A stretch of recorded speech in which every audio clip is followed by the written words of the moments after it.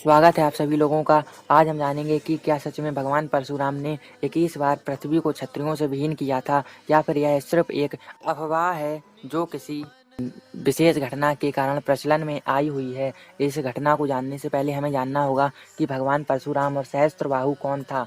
भगवान परशुराम का जन्म वैशाख माह के शुक्ल पक्ष तृतीया के दिन भगवान हुआ था। इनकी माता का नाम रेणुका तथा पिता का नाम जमदग्नि था। इनके माता पिता ने बचपन में इनका नाम राम रखा था। राम अपने पांचों भाइयों में सबसे छोटे थे। परशुराम को अपने पिता जमदग्नि से वेदों और शास्त्रों का ज्ञान हुआ। भगवान परशुराम को श्री विष्णु के 10 अवतारों में से छठा अवतार माना जाता है।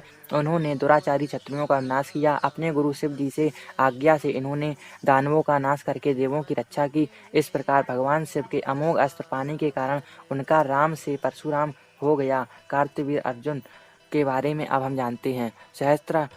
सहस्त्रार्जुन यानी कार्तवीर अर्जुन एक चंद्रवंशी राजा था और सहस्त्रबाहु का जन्म महाराज है की 10वीं पीढ़ी में माता पद्मिनी के गर्भ से हुआ था। उनका जन्म नाम एक वीर था। चंद्रवंश के महाराजा कार्तवीर के पुत्र होने के कारण उनका नाम कार्तवीर अर्जुन पड़ा। कार्तवीर अर्जुन ने आराधना से भगवान दत्तात्रेय को प्रसन्न किया। भगवान दत्तात्रेय ने युद्ध के समय कार्तवीर को 1000 हाथों का बल प्राप्त करने का वरदान दिया, जिसके कारण उन्हें सहस्त्र अर्जुन या सहस्त्रबाहु भी कहा गया।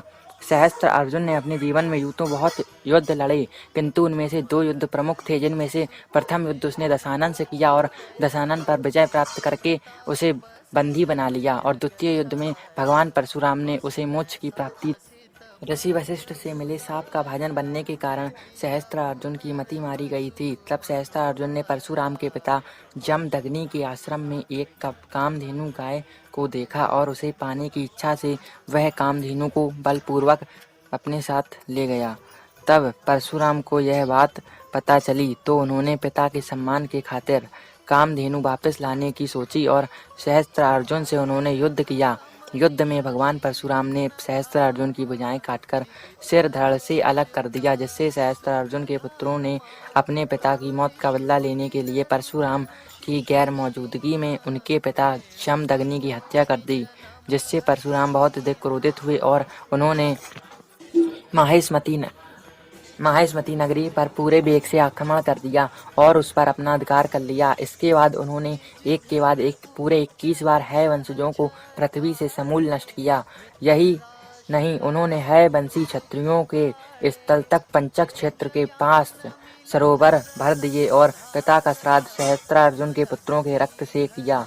अंत में महर्षि ऋचिक ने प्रकट होकर परशुराम को ऐसा घोर कृत्य करने से रोका। मैं आशा करता हूँ कि अब आप लोग जान गए हैं कि भगवान परशुराम ने 21 बार पृथ्वी से संपूर्ण क्षत्रियों को समाप्त नहीं किया था, बल्कि उन्होंने है वंशीय क्षत्रियों को पृथ्वी से समूल नष्ट किया था। ऐसी मान्यता है कि भगवान परशुराम आज भी मंदरांचल पर्वत पर तपस्या में लीन है। हिंदू धर्म के अनुसार कुछ ऐसे महापुरुष हैं जिन्हें आज भी जीवित माना जाता है, जिनमें से भगवान परशुराम, अश्वत्थामा, राजा बलि, वेद व्यास, हनुमान, कृपाचार्य, विभीषण आदि प्रमुख नाम हैं। चैनल सब्सक्राइब करें व वीडियो को शेयर करें।